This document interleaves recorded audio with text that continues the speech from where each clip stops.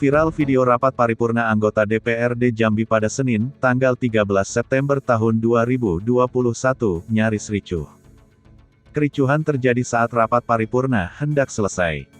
Dua anggota DPRD saling melontarkan kata kasar hingga nyaris adu jotos.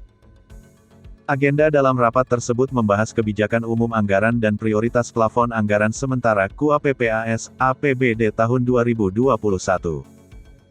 Kericuhan berawal saat penyampaian pengeluaran pembiayaan serta penyertaan modal pada Bank Jambi.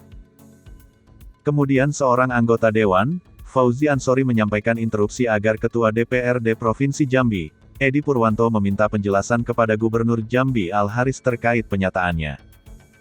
Saat itu Al-Haris menyampaikan soal rencana penyertaan modal tambahan bagi Bank Jambi sebesar 40 miliar rupiah. Namun anggota Dewan lainnya juga menyampaikan interupsi agar hal tersebut dibahas dalam rapat tertutup. Merasa tidak senang, Fauzi kemudian menggebrak meja dan terjadi saling dorong hingga nyaris adu jotos. Akhirnya aksi itu dihentikan oleh petugas dan anggota Dewan lainnya.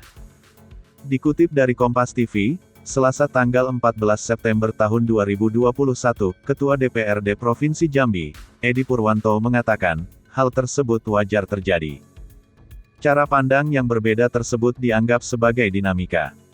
Ia juga menyebut, saat ini kedua anggota DPRD yang terlibat kericuhan tersebut telah berdamai. Bagian dari dinamika, sudah biasa. Sudah selesai, sudah salaman mereka, jelasnya.